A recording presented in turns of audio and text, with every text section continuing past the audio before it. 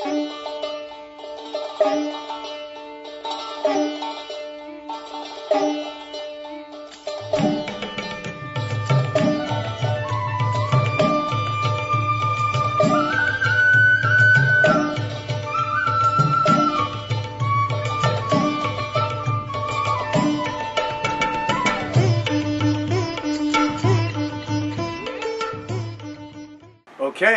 this is kind of weird.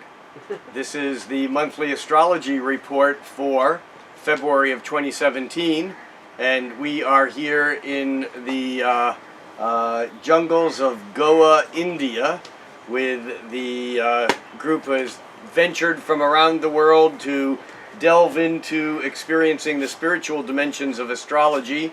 And we are here from places like Chicago and Perth, Australia, and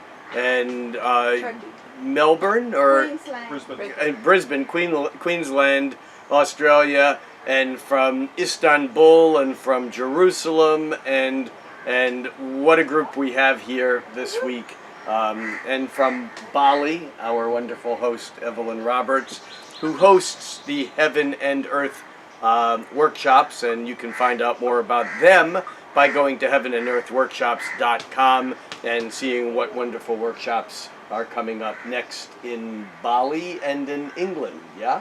Yes. Just one quick announcement before we move into the material. I would like to remind people that I will be, first of all, next month, or actually the middle of February, in Baltimore at the NCGR conference. I'll be flying there directly from India. And then in March, I'll be down in San Francisco and Sacramento. Information will be on my Facebook page. In May 6th through the 13th, I'll be joining Tom Lesher, Kai Pacha, who does the weekly Pele report, Maurice Fernandez, Patricia Walsh, and a number of other awesome astrologers at Guanacaste, Costa Rica, and we will be on the beach for a week, pushing out the envelope of astrology, co-creating your future with astrology. If you want more information about that, go to astrologyrising.com, and there'll be more information there. I'll put the link down here at the bottom of the page for you to follow that. All right, well, here we are. We're looking ahead to the month of November. Actually, we're looking back to last November, trying to get a redo on it. We're looking ahead to the month of February 2017, and what's odd about this is normally I do it on the last Wednesday night of each month, and this month in January, the last Wednesday night of the month, falls kind of early, and we're even doing it a couple of days earlier than that. So I'm kind of really just kind of wrapping my head around the fact that January is far from over, and yet here we are talking about February. But that doesn't stop us in astrology. By the way, as I put my hands up, I realized that many of you will be disappointed because I'm not wearing my regular star shirts, but I'm in kind of in Indian garb in honor of the locals. When in Goa do as the Goans do. So, I'm going to sit down at the computer for a minute and you get to look at the chart. We are moving into February, which means that the sun so far is in the sign of Aquarius, and a lot of what we will be doing is we will be looking at the sun moving from Aquarius into Pisces.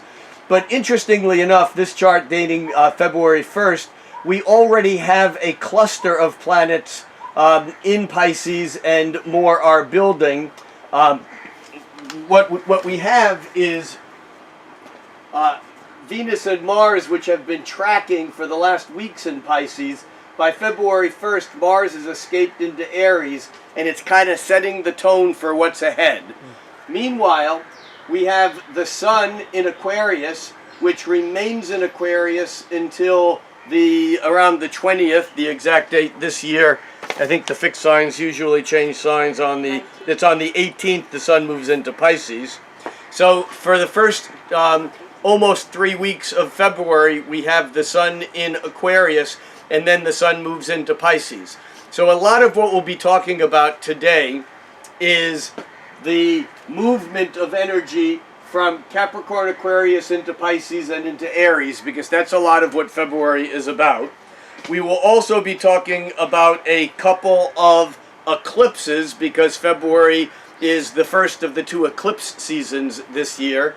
And so we have a full moon solar eclipse on February 10th, and then we have a new moon, we have a full moon lunar eclipse on February 10th, and then a new moon solar eclipse on February 26th, and both of these are pretty potent eclipses for different reasons, but we'll dig into that in a few minutes. And I think the other thing that we have that builds through the month that'll be part of our theme is the fact that Mars in Aries moves through Aries, and as it gets to the later degrees of Aries, Mars forms a square with Pluto, and then a conjunction with Uranus, and then an opposition with Jupiter. Now, for those of you who have been following these monthly things, you know that Uranus in Aries, Uranus moved into Aries in 2010, and by 2012, Uranus made the first of 7 exact squares with Pluto in Capricorn. Now, technically, the Uranus square Pluto is done. The exactness is done. They're right now about 3 degrees apart, and they will continue to separate in the number of degrees exact off of a square. And as I've been saying here, well, not here because I'm in India, but as I've been saying here, metaphysically speaking, on these monthly discussions, since 2012, from 2012 to 2015, the Uranus square Pluto, Uranus the planet of shock, surprise, awe, unexpectedness, release of tension, explosion, radical revolution, Uranus has been 90 degrees to Pluto, the lord of the underworld, the god of the shadows, the hidden realms, the subconscious realms, the power that comes from keeping things suppressed or repressed that Uranus brings out into the open. In the mid-late 60s, Uranus lined up with Pluto, and that created the artifact of what we refer to as the 60s. And in that time, we had issues that were seed concept issues that certainly can be traced back and back and back, but issues of civil rights, issues of gender issues, the rise of, or the second rise of feminism. We had Earth Day and the awareness of ecology. We had lifestyle changes that involved Eastern orientations coming into the West, including yoga and new diets and things of that sort. We had a lot of issues around drugs and consciousness, whether it was the psychedelic drugs or the use of personal use of marijuana, and the whole idea of the power of government and the rebellion on a student level against the revolutionaries, against the power structures that be, wrapped largely that time around the war in Vietnam. Now we bring it forward to the Uranus-Pluto squares of 2012 to 15, really 2010 to all the way through now, and we have all these same issues back on our plate. We have, again, civil rights issues. They never went away, but they're back big time. We have issues of government suppression of individual rights. We have issues of nationality and gender and race and suppression. We have issues of ecology issues. We have all these issues that are back on our plates. We have states legalizing the use of recreational marijuana, and now a new government that is dead set against it. So once again, we're coming back to some of these conflicts, or we're already facing them. But the thing to understand is that even though the exact Uranus-Pluto squares were 2012 through 2015, just like the exact Uranus-Pluto conjunctions in the 60s were the summer of 1965 and 66, with social change, unlike individual change sometimes, it takes a ripple effect for things to build, because structures hold their energy and their power. And so the biggest changes in the 60s, although they were seeded back at the Cuban Missile Crisis in the early 60s, they were seeded in the Berkeley free speech movement in the early mid-60s. Certainly the Summer of Love in 1965 in San Francisco, and the use of hallucinogenics or psychedelics tied to the Grateful Dead, for example, and those whole the Beans and all of that kind of stuff. But it really wasn't until 67, 68, 69, 68, the revolution on the streets at the Democratic National Convention in Chicago, 69, 70, 71, these were the years when the ripples were creating real social change and real events, until things began to settle down in the early mid-70s. So we here in February of 2017 are at a place that's very similar perhaps to 1969. You think about it, I mean, we have a government that is suppressive, that just like we did on the tail end of the 60s, we had a government that, that came in the Nixon years that were in fact very suppressive, kind of. Again, we talked this morning in class about the inhale, exhale, the peristalsis of expansion, contraction. Well, we've been through several years of expansion, and now we have a period of contraction that we're dealing with, but this in fact will precipitate even more social change. So the reason why I'm talking about this is the fact that Mars, which has just moved into Aries here on February 1st, over the month and toward the end of the month, Mars is going to connect with squares to Pluto, conjunctions to Uranus, and oppositions to Jupiter. And again, these issues of social change, the resistance to it, the Mars, the anger that is going to come out in the media, in the political events, we will watch this build as the month progresses. Okay, so let's pull back a little bit and look at where we are right now. The beginning of the month, we have Mars that's just moved into Aries. We have Venus at the very, very end of Pisces, and Venus moves into Aries on February 3rd. The shift from Pisces to Aries is really interesting, because Pisces is a lot about collecting all the energy from the previous 11 signs and dispersing it, kind of putting it into some magic solution, almost like a baby in the womb. And then at Aries, it's kapow, it's the first moment of birth. The energy of Aries is about creation. I think that it's important to understand that when you look at the beginning of life, you can't tell much about what it's going to be. In other words, when a little nodule of green comes pushing through the soil, just a little tip of it, you don't know whether that's going to be a piece of grass or an oak tree. It's just the primal thrust of life. The differentiation occurs as it grows. So that's what Aries is. Aries is that initial thrust of life.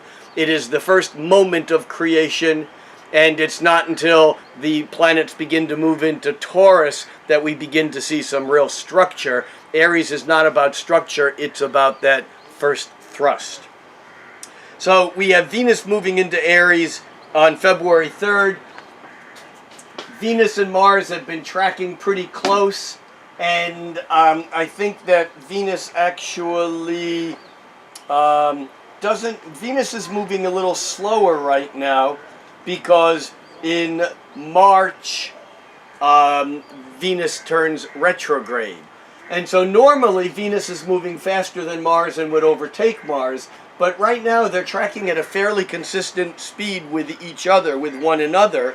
And so Venus doesn't quite catch up to Mars. And in fact, as Venus slows down to go retrograde next month, it then goes back through Aries and touches back into Pisces. So for those of you who watch every month, you know that often we have the sounds of the espresso machine in the background and the fact that business must go on even though we're talking at a coffee house. Here in Bali, instead of an espresso machine, India. right now we have, we're being delivered, how do I say this? What's being delivered is coconut milk with pineapple and... That's it. And what? Pineapple and coconut. That's Pineapple and coconut. Pineapple juice and coconut milk. We're in India. We are in India, and one of these is for me, so just hang tight a second. Isn't that yours? There's one of those. Oh, mine's over here already. Yours already there. You're number I one. have one. Shoshana has one. Whoa, Jesus. Uh-oh. Oh, thank you.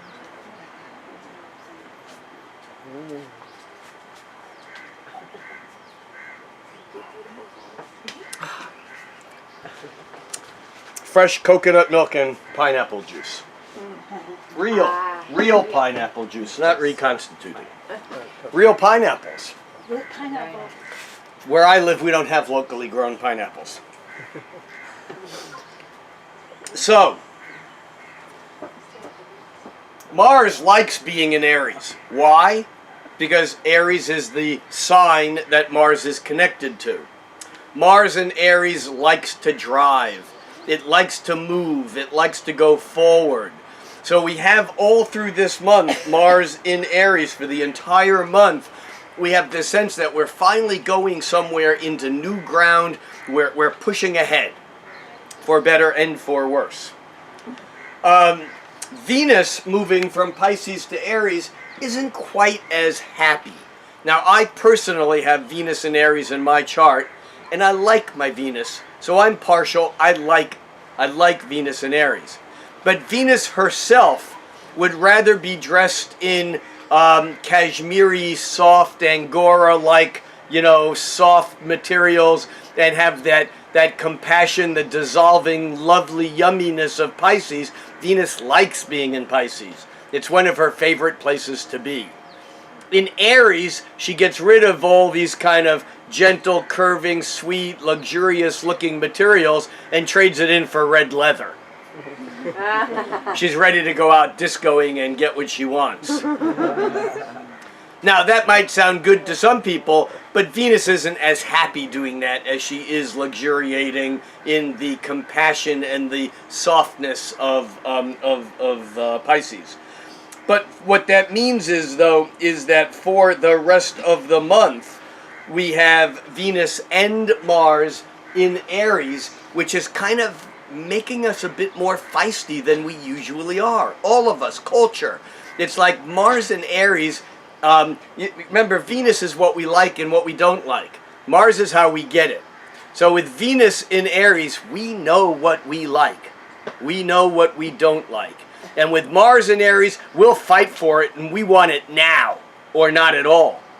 And so this is a bit of an interesting situation, especially with the political situation that we have developing with a new president in the United States.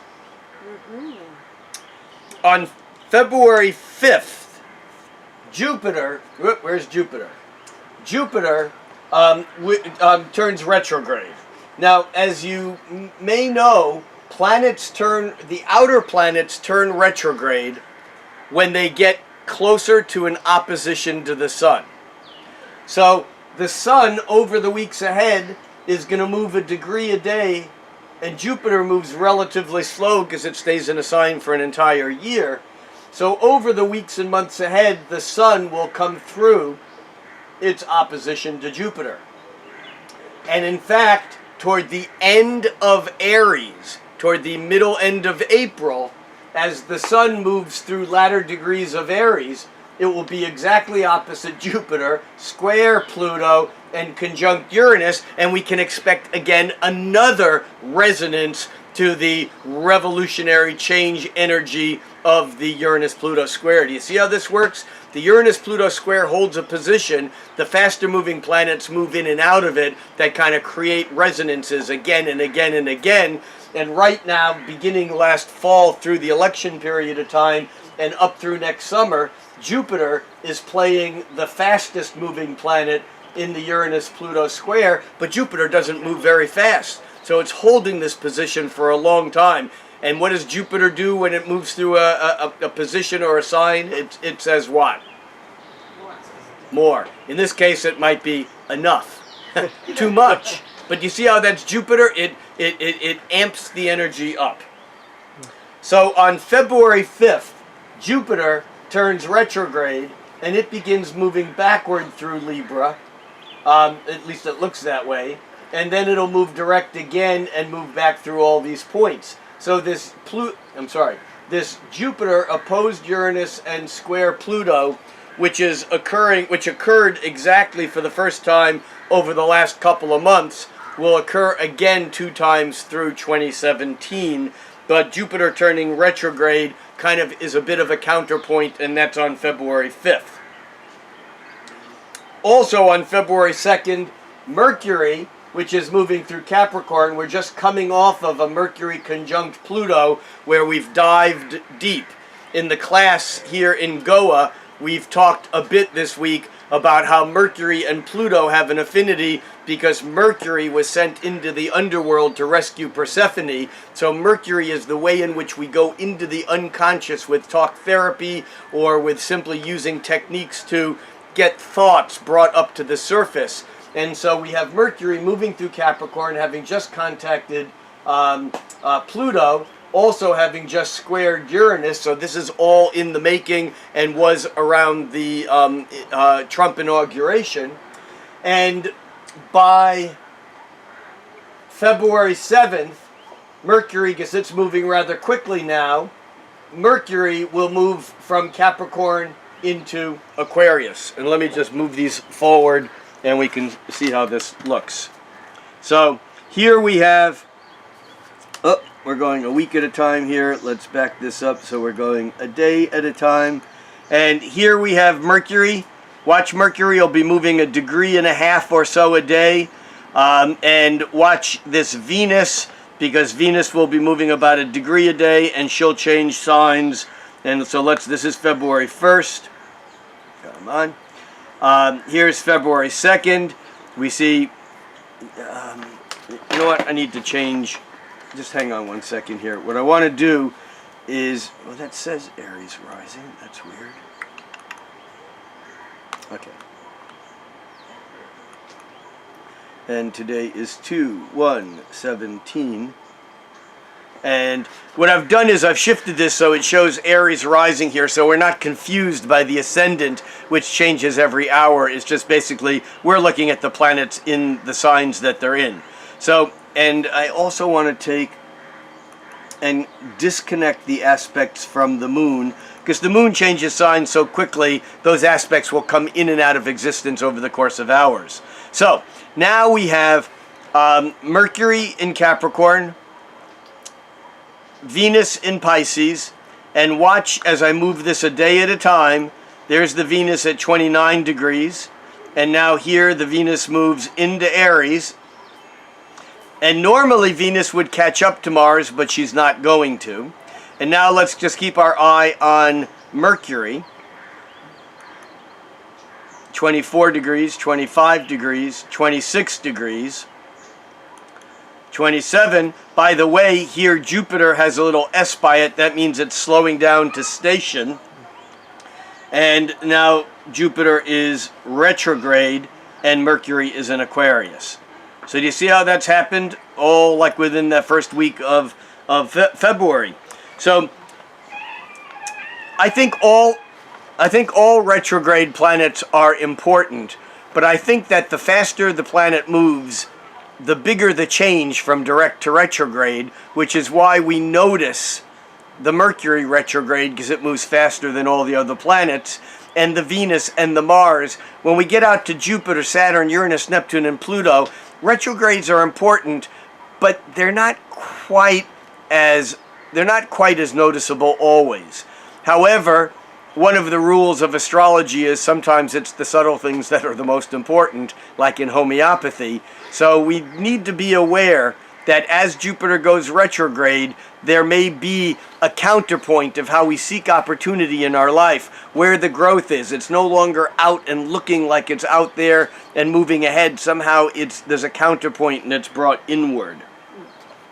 Now, what we're going to watch here is the moon, as the moon moves towards full moon, because the full moon is a full moon eclipse, and we will talk more about that as we approach it.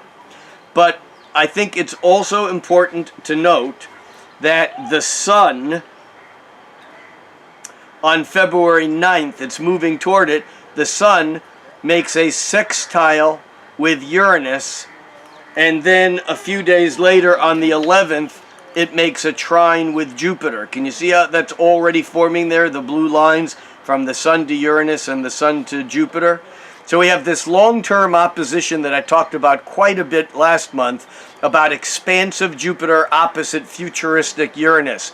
This is we're moving into the future. It's new. We don't have a clue as to what's around the next corner. This is technological breakthrough.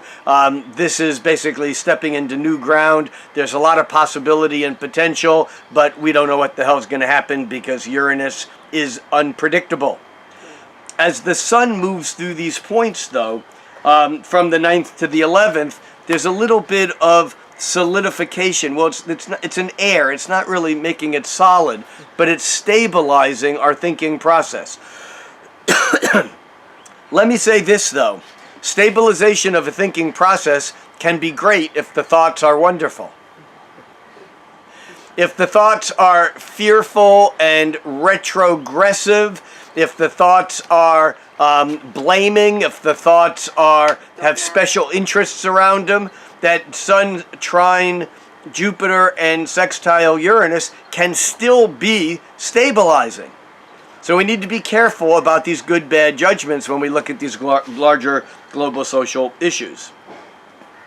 I'm going to... one other thing here is that as Mercury changes signs and moves into Aquarius, over the next few days, because Mercury is moving faster than Venus or Mars, Mercury is going to be making sextiles to Venus and Mars. The sextile to Venus is on February 10th, and the sextile to Mars is on February 16th. Watch the aspect lines from Mercury being drawn.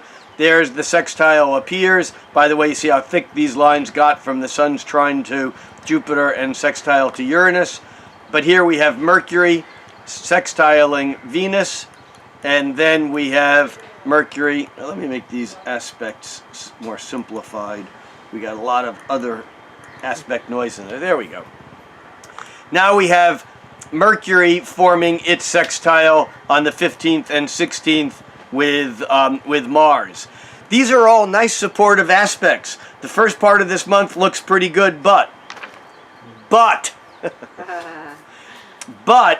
I'm going to go back to the full moon on February 10th, and it's at about 4:32 in the afternoon on the west coast of the United States. So we'll do that. Is close enough. And now we're going to put the aspect points back in, so we add the moon again, and now we have the moon, and we can see how wired that moon is. Now, this is a pretty powerful eclipse for a number of reasons. First of all, the moon at 22 degrees of Leo is opposite the sun at 22 degrees of Aquarius.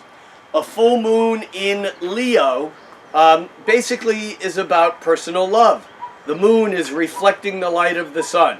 The Aquarius sun is far away from the warmth of summer, at least in the northern hemisphere, in the northern climes.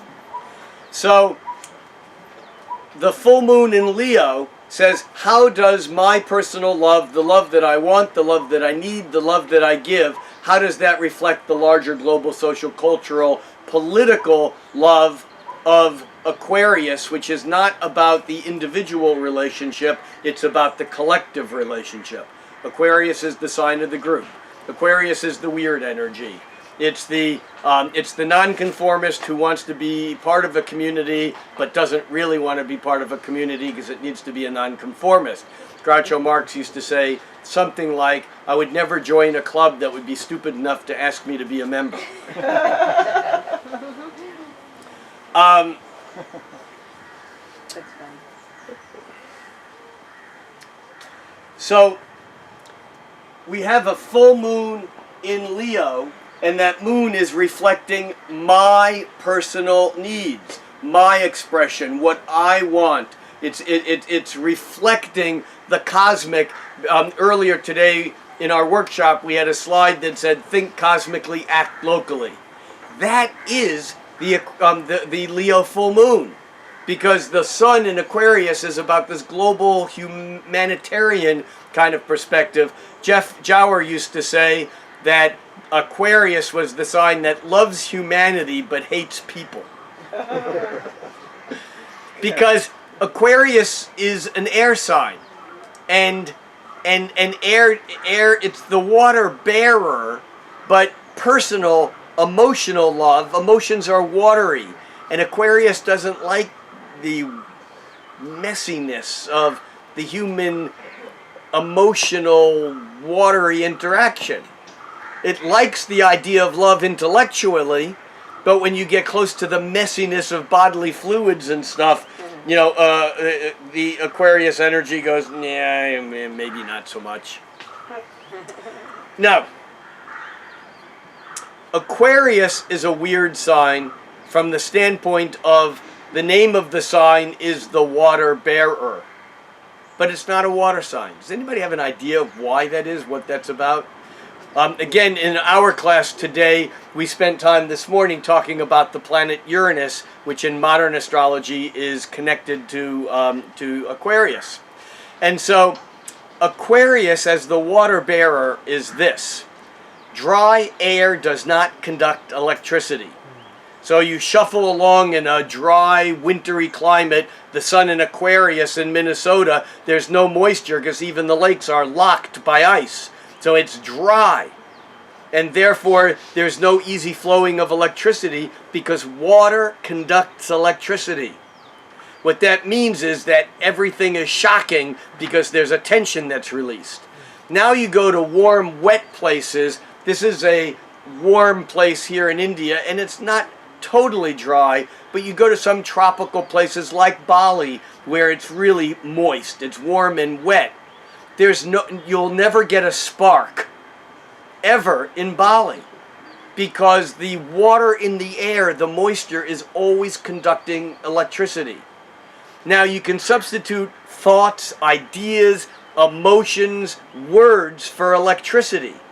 And so as you get further north and dry, you get these kind of pockets of isolation that then take bursts of lightning or sparks in order to communicate. But when you get to the equator, into the jungles where it's hot and wet, all of a sudden there's weird shit goes on. Because the mind doesn't need words. Psychic stuff happens. There's magic afoot when it's warm and wet because there's communication via thoughts and emotions that do not require words. Aquarius is the water bearer. Does anybody have house plants? You have a sprayer? Psst, psst, psst, psst, psst. Well, when you spray, that water is in the air.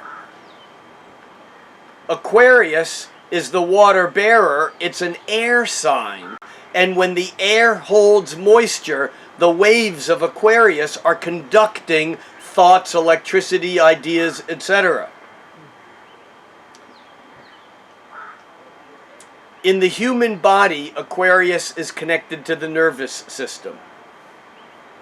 And as we talked about here in this workshop this morning, nerves conduct electricity through an electrical current that goes down each nerve, down each neuron. And in order for an electrical current to go down a neuron, that has to be a transfer of ions from the potassium chemical, from a potassium molecule to a sodium molecule.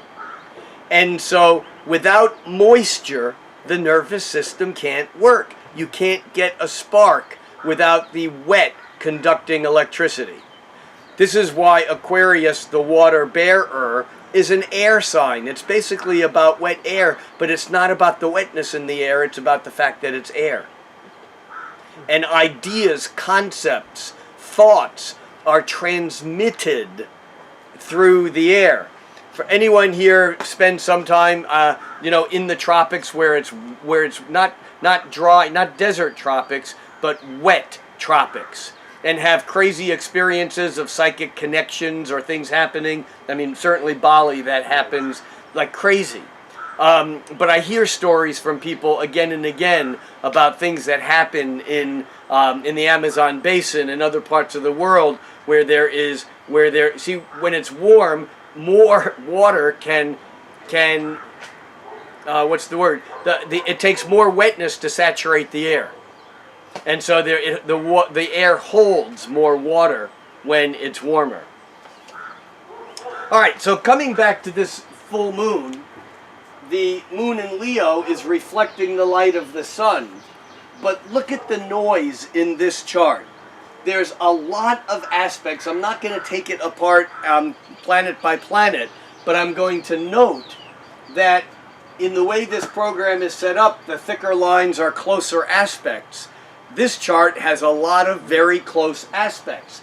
And in fact, you can just get an idea of that because the planets that are close to 18, 19, 20, 21, 22, 23, that 5 or 6 degrees spread, the moon at 22 degrees, Jupiter at 23, Saturn at 25, Pluto at 18, the Sun at 22, Chiron at 22, Uranus at 21. Can you see how each of these planets is kind of by aspect is either conjunct, opposed, trine, square, or sextile, or quincunx, the others? You get that? And so this chart is kind of, I would say, is wired for sound. Or light. So, eclipses are a particular type of new moon or full moon.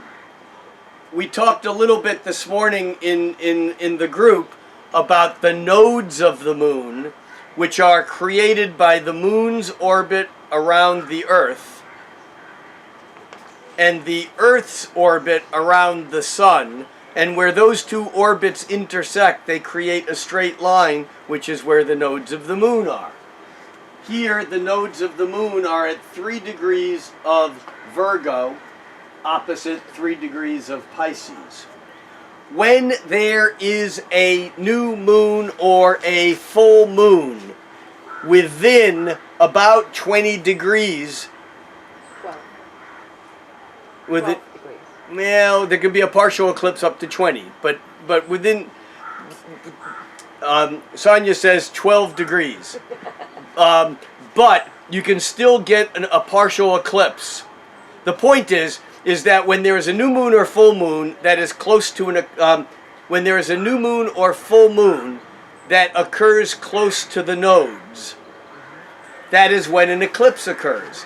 Because normally, let's just look at the new moon, and the new moon eclipse will be on February 26th. So, at a new moon, the moon and the sun are in the same zodiac degree. But normally, the moon is higher or lower than the sun. But if the plane of the moon going around the earth is exactly the same or close enough as the plane of the earth going around the sun, then at a new moon, the moon is not going to go higher than or lower than the sun. It's going to come right across the face of the sun and create an eclipse, whether it's a total eclipse or a partial eclipse. So in this particular case, we have this full moon occurring about 11 degrees away from the nodes, which says this is an eclipse. So you can look at a chart often. Sometimes you can't tell until you actually look it up, but often you can look at a chart, and when a full moon or new moon is close to when a new moon or full moon is close to the nodes, you know that there's a good chance of it being an eclipse. This is a partial eclipse. this is. From an astrological standpoint, and different astrologers use eclipses very differently. My sense of eclipses is that they kind of bend time out of shape. There's something that it's almost like it's taken 2 weeks for the moon to be full. And then in the course of a few hours, it becomes dark and light again. You know, it's like a weird time warp. But if a point in your chart is activated by an eclipse, it doesn't mean that something is going to happen that day. Often eclipses set up sensitive points in a chart that are active until the previous eclipse, 6 months in the past, 6 months in the future, because eclipse seasons roughly occur 6 months apart. So this basically, if you have planets in your chart toward the middle end of any fixed sign, this eclipse might have impact in your life, and you would look in your chart and see where does this eclipse fall and what planets does it impact, particularly by conjunction, opposition, or square. And you can do more than that, but that's what I do. There are astrologers who use eclipses a whole lot more than I do. I absolutely use them and I look at them. But I think that as we're moving through eclipses, the important thing is to understand that it's like a full moon on steroids. It's like a full moon squared. It's not just a full moon. It's a full moon where someone's screwing with the light switch and flipping it on and off and on and off. And if you're epileptic, and in this situation, we're all epileptic, it's like, and it makes us a little bit crazy. It's disorienting, and it's Uranian in as much as it's electrical. It alters our nervous system. I've only experienced one total solar eclipse of the sun. And actually, it was the day I met Evelyn. Are you here, Evelyn? No. So I can talk about her. Cool. It was at an Astrology Association of Great Britain conference in Plymouth, England in August of 1999. And for those of you who are astrologers, you know that that was a particularly powerful and nasty eclipse because it was a Grand Cross eclipse. There were it was the new moon in Leo was opposed, I can't remember what, something in Aquarius and square planets, I think Saturn in Taurus and something in Scorpio, I don't remember what. 1999? August of 1999. And at this full moon, or at this new moon eclipse, it was slightly cloudy. And there were a group of about 150 astrologers on a grassy knoll on a hill in Plymouth. And it was a little bit cloudy, and Rob Hand decides that he's going to use an incantation of Mercury in Latin to make the clouds go away, which was kind of like hysterically, wonderfully funny. The clouds did not go away, but it got totally dark. I mean, like nighttime dark. The streetlights of Plymouth came on. We were up on a hill. The birds went crazy. And it was dark for about 3 or 4 minutes. I mean, like nighttime, pitch dark. But the getting light was something that I will never forget in my entire life, because it was the only experience other than a psychedelic experience that I've ever had where I got it that we were on a moving ball and everything up there was moving ridiculously fast. And here's what happened. We're on a hill. We could see out into the distance. Again, it was slightly cloudy. So we didn't get the effect of the actual blackening of the sun, but we could see it blackened. I mean, we could see the results.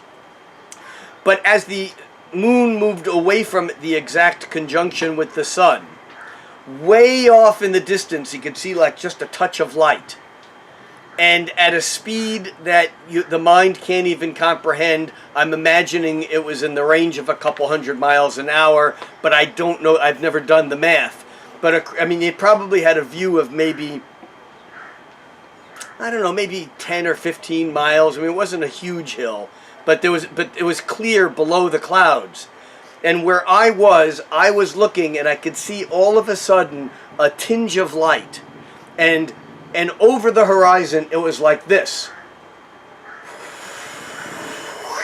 And that's how fast it got light. I mean, normally you watch dawn, and that same thing takes 20 minutes. You know, you sit there and you watch it, especially if you're on a hill.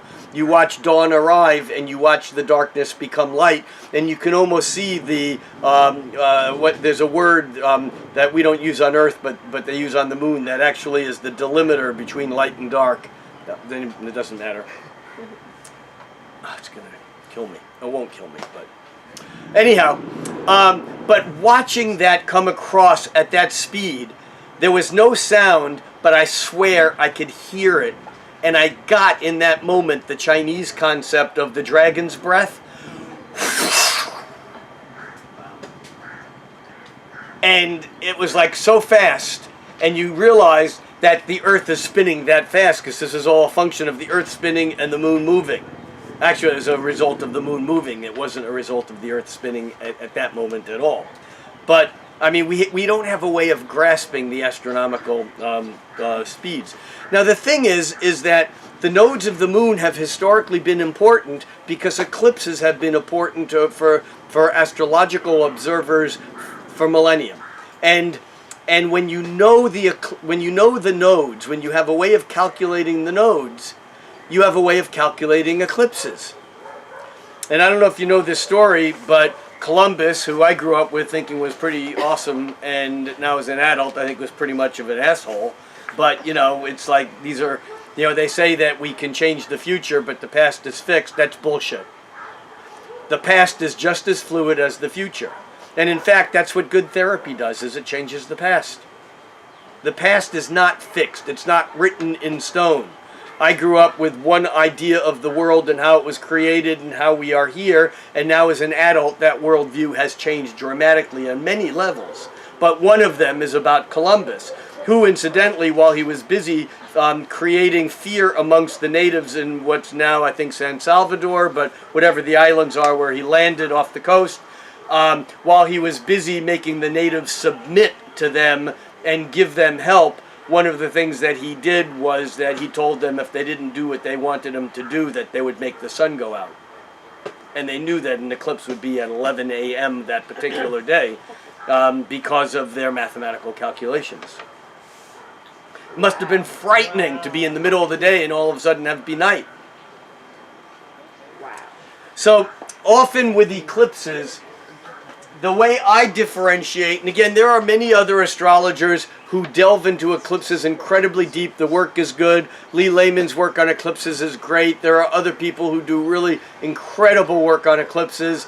My feeling is that the primary difference between a solar eclipse and a lunar eclipse is like the lunar eclipse, like a full moon, it's more emotional, and the solar eclipse is more active in the moment. The historical idea around solar eclipses, that'll be 2 weeks after this date on February 10th, the ancients, the Greeks said, solar eclipse, the king must die. It represents a change in the power structure. Now, I'm not saying, I don't, as you already know because we've talked about it here, and as my followers online know, I don't do predictions. I didn't predict the elections. I will not predict the fall of any president. All I'm saying is if that leadership is out of balance, eclipses in the past have been known to pull the plug. Take that where you will. Again, I'm not saying anything will happen. I'm just saying that eclipses have a way of flipping the energy. Like Uranus releases built-up tension, eclipses often flip the power structures. Doesn't mean they do it to everyone every time, but if something is out of whack, they certainly might. So this particular eclipse is interesting because it is actually not a bad eclipse. What does bad, good mean? I don't know. But I do know this, that this eclipse, the moon, is part of a grand fire trine. Moon in Leo, Saturn in Sagittarius, Uranus in Aries. There's a buzz. And in fact, there's a very close sextile to Jupiter, and that Jupiter is trine the Sun. And so we have a lot of energy, and we have that Mercury that we talked about earlier forming an exact sextile with Venus. We have a lot of stressful energy. I mean, we have this long-term Jupiter opposed Uranus, this where the hell are we? We're in some future that we didn't plan on, but here we are. And we also have this Jupiter-Moon quincunx with Chiron at the point of what we call a yod or finger of God. This is an astrological configuration that I don't want to dig into deeply here, but it's a very powerful configuration because we have two planets getting along really well during this full moon, the Moon and Jupiter, and yet they're both kind of doing a little bit of battle with almost like a shadow fight, shadow boxing with Chiron, because the quincunxes are, I'd take you on directly and I'd fight you, but I can't figure out where you are. You know, that's that whole thing of I can't make it go away, but I can't make it be present enough to actually deal with it. So there's an annoying aspect to this full moon, and yet all these blue lines represent smoothly flowing energy. And I think that's, I think that ultimately this eclipse is not so negative. Eclipses often, even astrologers often pump a whole lot of fear into eclipses in general. We do have, though, not only this moon trining Jupiter, but over the following day, the sun forms a trine to Jupiter. This is exact on February 11th. And then, of course, we also have the sun the following day forming a sextile with Saturn, actually a couple days later on the 13th. And so we have a whole run of cooperative, supportive energy between Jupiter, the Sun, Saturn, Mercury, Venus, Mercury, Mars on the 16th dead sextile. And so I think that this is not such a difficult, not such a terrible week. Someone keeping time? Where are we? About how far in? 40. We're about 40 minutes. Good. Okay. 45, 50. That's fine. Huh? 45, 50. Okay. On February 18th, well, we're moving this an hour at a time. That'll take forever. Hold on. Let's go back to moving this a day at a time. Zoom. Okay.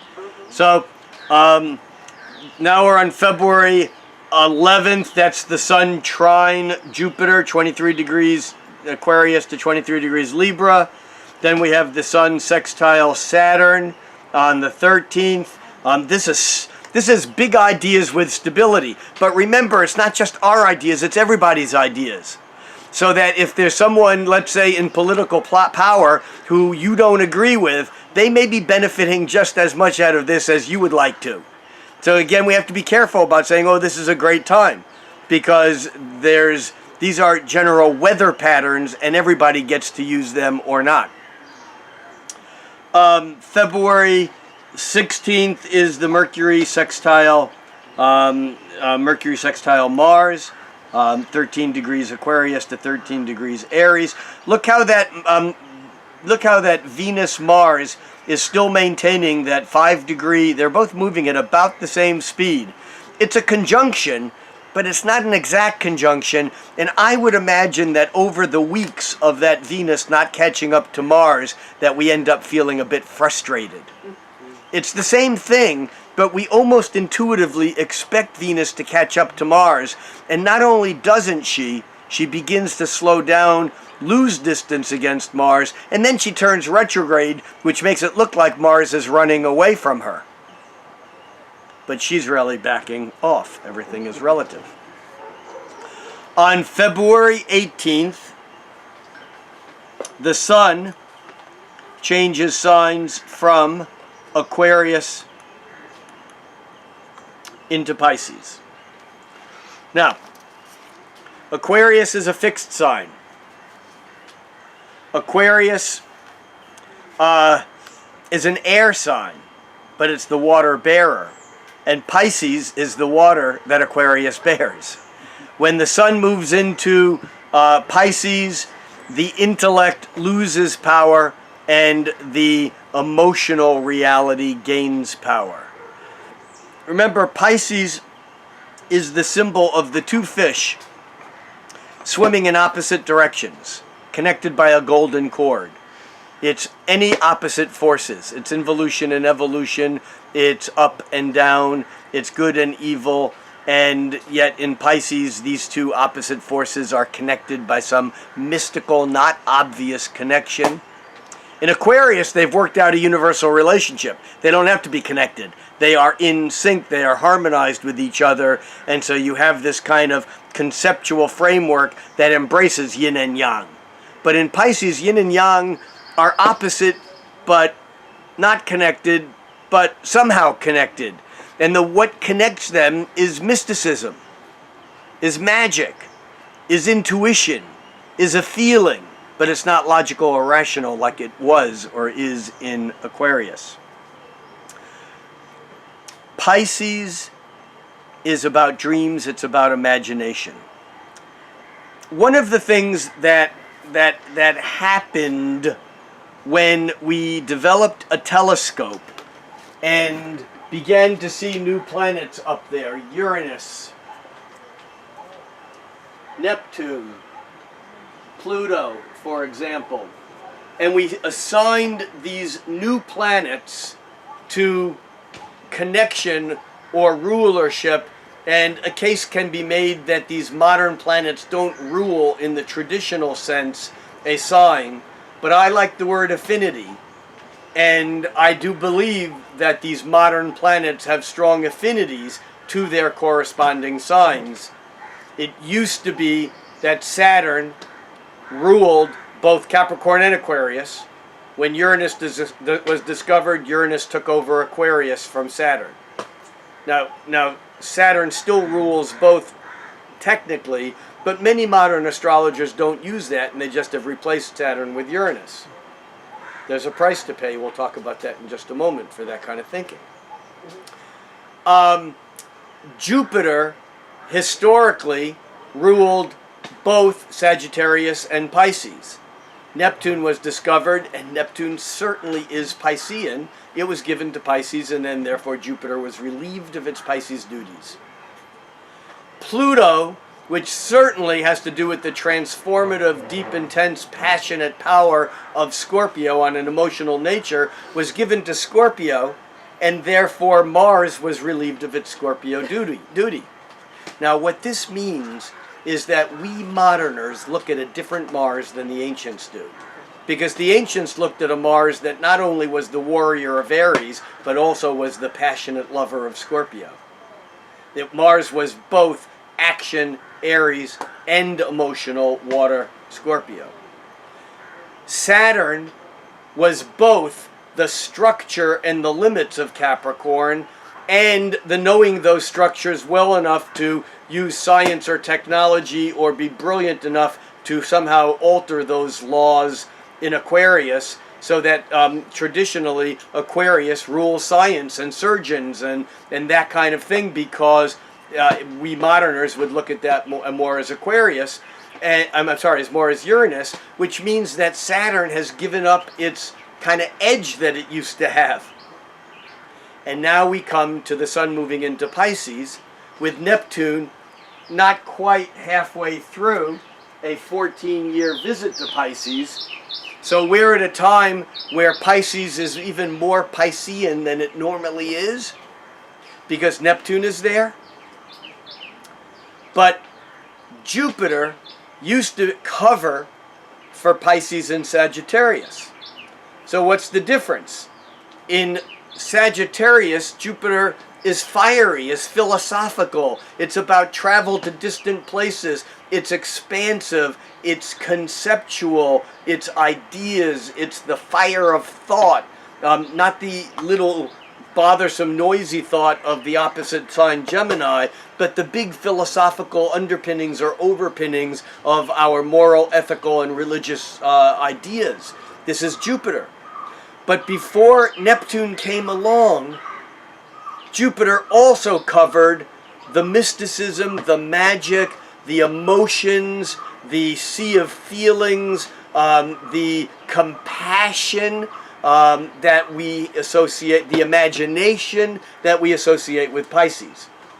So we moderners have robbed Jupiter of that multidimensionality because we've given it to Neptune and taken it from Jupiter. Do you understand what I'm saying here? So here we are moving into a time of year when the sun is moving through Pisces. Here we are in a time of year when the sun is moving through Pisces. Neptune is in Pisces for 14 years.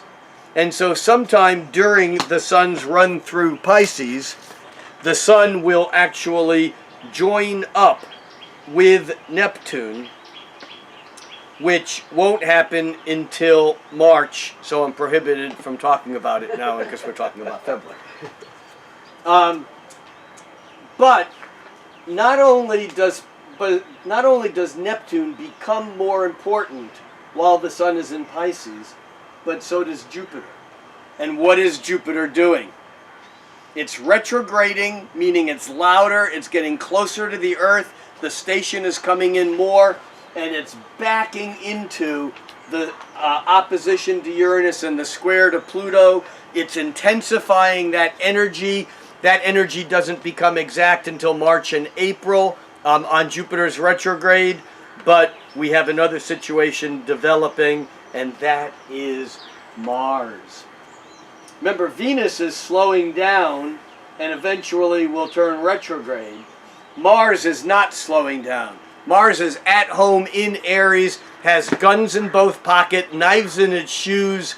It's got its finger on a button. Don't even go there. I can't even think about that. But Mars in Aries is the proverbial loose cannon, which is, you know what a loose cannon is? I always thought it meant that it was a cannon ready to fire.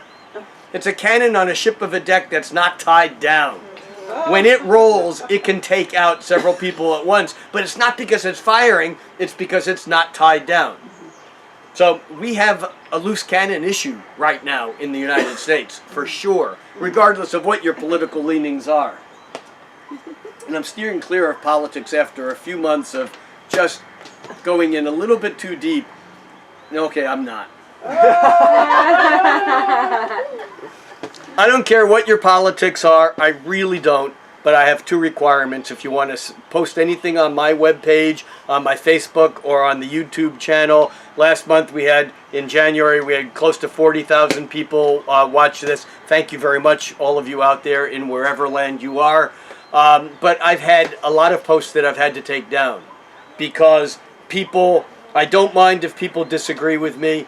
I don't mind if people have voted for Trump. I have nothing in common with wanting a Trump as a president. But this is the United States, and democracy is important. And I don't care who you vote for, even if you're stupid. No, I didn't say that. I really didn't. I was meant really more poking fun at us, because we, on every side of a political coin, we get morally righteous, you know. And there is no easy political solution out there. I will say I will not tolerate two things. One is I don't care what your politics are, but they're not the only way. I don't care what my politics are. They are not the only way either. And I had someone say, well, I know what your politics are because you said who you were voting for. You don't have a clue as to what my politics are. You only know who I voted for. That's a different issue. I'm not having that discussion here. But if you're going to post something on the page, be kind. Allow for differences of opinion. That's requirement number one. And number two, do not normalize things that are not okay.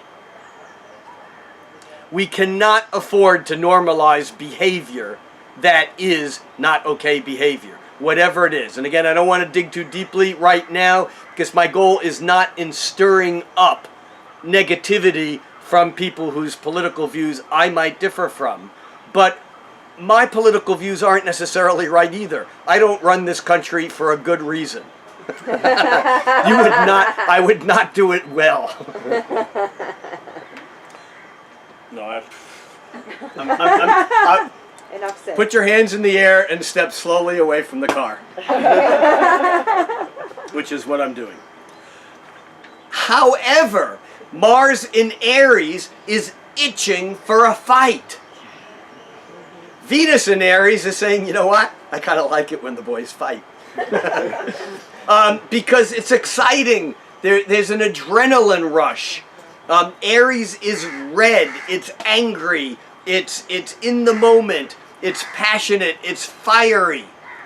Right or wrong, it's engaged. And it has weapons. Those weapons may be steel. They may be horns. They may be headstrong. They may be weapons of words. But there are weapons, and Mars in Aries is willing to use them. Now, what is Mars doing over the last days of the month?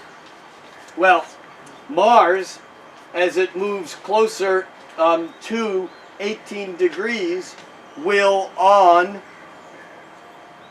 February 22nd will form an exact square with Pluto as it's coming into a conjunction with Uranus as it is opposing Jupiter.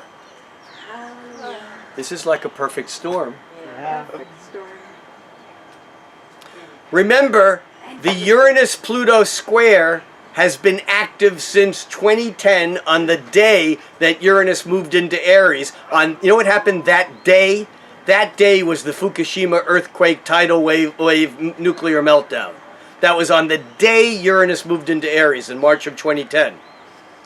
That was the opening wave of this period of time. As Uranus moved closer to the exact square, we had Arab Spring, Occupy everything, and we're still riding this same wave of energy, even though the Uranus-Pluto square is beginning to dissipate. The fact is that Jupiter, from election day period all the way through next summer, that Jupiter is holding that position, and every time a planet moves from about 18 degrees to 22 or 3 degrees of cardinal, it's going to grab the energy of Pluto and then Uranus, and now Jupiter is doing that over the course of months, and now Mars is coming into that picture. And then after Venus retrogrades, she will, and the Sun will, and actually Mercury will be moving pretty quickly and come across there also. So every time planets will move across either the conjunction, opposition, or square to the Sun, to Uranus or Pluto, we will see the action again. Now, Mars squares Pluto on February 22nd. It conjuncts Uranus on February 26th, and it opposes Jupiter on February 27th. So I am here saying now, in the middle end of January, what's today, the 23rd? I am saying that as we get closer to the end of February, the game is going to heat up. Whether it's on the American political scene, the global political scene, whether it's on some sort of people's reaction here in other countries, I don't know what or where. I'm not predicting what. I'm predicting the when. And the when is that the energy will begin to cook toward the end of February. Last piece of this is the new moon that we get. See, the moon is gaining on the sun. And as that moon comes around,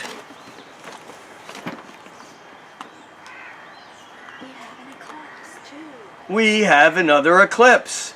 There we are. This actually is a total eclipse because look how close it is to the nodal axis. It's 5 degrees away from the nodal axis. We can back this up a few hours, get that moon a little bit closer. I'm not looking at exact here. Here we go. Can you see that? February 26th, yes. We're looking at February 26th at 6:58 a.m. Pacific time in the United States. That would be 9:58 a.m. Eastern time in the United States. And that will be a total eclipse of the sun, a new moon eclipse. And this eclipse has a very, very interesting and dangerous piece to it. And I should say that also we need to pay more attention to eclipses this spring or this year than ever before, because we have a president who was born during a lunar eclipse. Full moon eclipse, a lunar eclipse, a total eclipse of the moon. Donald Trump was born with the sun conjunct Uranus, which is a wild card. It's an uncontrollable one. I mean, and it's not bad unto itself. Ram Dass, the teacher, is an Aries born with the sun conjunct Uranus. And he obviously is very different than a Donald Trump. But Donald Trump was a Gemini with the sun conjunct Uranus, opposed the Sagittarius moon, full moon, that's being eclipsed. So when we run into this eclipse season, we might see him reacting to these in some ways. And that's all I'm going to say about that right now.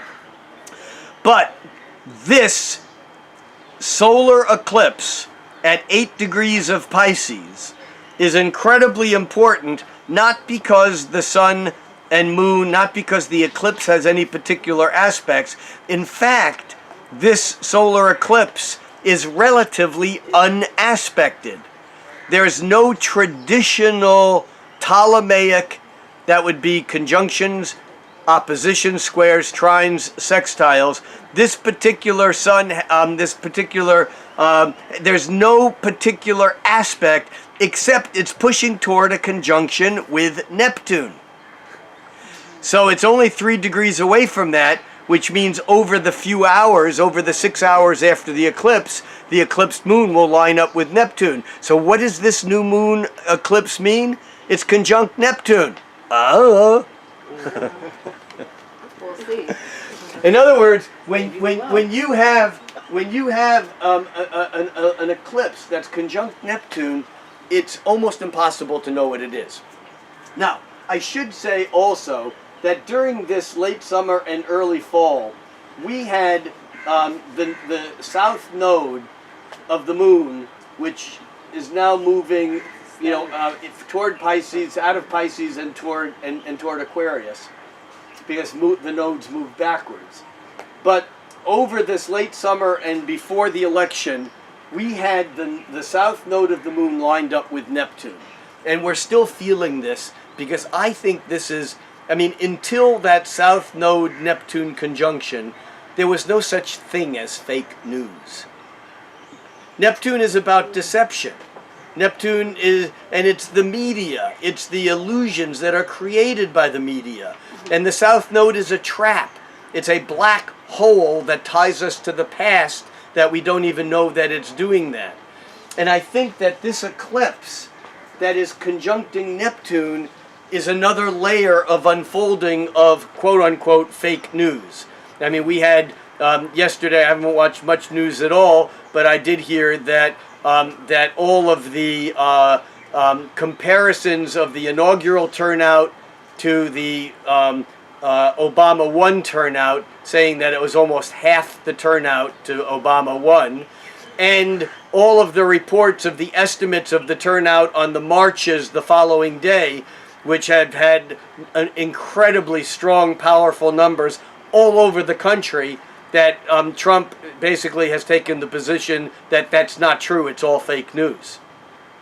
Including the photographs, I guess. But you can do anything with Photoshop, fair enough. I know what I believe, but I also know that I don't believe anything anymore. Even if it's in favor of what I believe. Because I think we've lost the ability to know what's real, which is quite frightening. But I really think that we have. And I think that this eclipse is basically another layer of that. But this eclipse has something else that's absolutely significant. And that is an exact, near exact, applying conjunction of Mars and Uranus. Now that Mars conjunct Uranus, the eclipse is at 6:58 a.m. Pacific time, and Mars conjuncts Uranus exactly at 4 p.m. Pacific time. This is extraordinary because Mars is that red hot, angry, ready to go fire, and Uranus is what? Electricity. Boom! Boom. It's the anything can happen. It's the unpredictable. And I'm not going to predict this, except something's going to happen. What? I don't have a clue. I'm a lousy astrologer. And I don't want to be any better, because if I predict something, I'm predicting it based upon what my frame of reference is and my expectations and or my fears. and I've had many people who have been on my case on these YouTube pages over the last few months, saying, you're an astrologer, you should be clean and not have a point of view, how dare you, you know. And it's like, you know what, screw you, I'm a human being who practices astrology, and I'm being honest with what my perspective is. And I would tell you that all the astrologers out there who are not sharing their point of view and making predictions are basically making their predictions based just as much on their fears and or their desires, whether they realize it or not, without telling you that. So I have no problems with this. And again, you know, without getting too Aries in the moment, you know, instead of telling me how much you don't like what I do, there's a lot of other astrologers out there. Bless you. Go. And I don't mean that meanly. I mean that why would one go out of one's way watching someone who pissed them off and wasn't in agreement? There are plenty of astrologers who, you know, take different points of view. It's one of the magic things about astrology, is that there's many ways in which we can take the energy. So, in summary, we have quite a month ahead, but it's not as I was going to say it's not as stressful, it's not as structurally stressful as some of them have been in the past, but these two eclipses are powerful, and we may see some very unexpected changes. And on top of that, the overall movement of energy, you know, from Aquarius into Pisces and Aries, I think is very, very powerful. And I think a lot of this is about looking ahead and holding a position, that would be Aries, that is not afraid to take on that which you disagree with, but at the same time maintaining a connection with the Piscean energy, which is about having empathy and consciousness and compassion for those who have different positions than you do. Next month I will be back in Redmond at Soul Food Coffee House. I don't have the date in front of me, but it will be the last Wednesday of the month. I think it's actually around the 25th, if anyone has a calendar and can check. If it's still there. If it's still there. The Peanut Gallery last Wednesday is the 22nd. The 22nd. That's right, February is a short month. So the 22nd I will be at Soul Food Coffee House in Redmond, Washington. Meanwhile, tell your friends, share the video, and thank you for sticking with it. And thank you guys here in Goa for participating. And wait a minute, what I'm going to do is, before anyone moves, no one move, I'm going to just kind of take a quick pan of the room here. You can all wave. Hi, Mom. Hi, Mom. And here we are in the middle of the jungle. You're done waving. And it's quite a magical place here in Goa, India.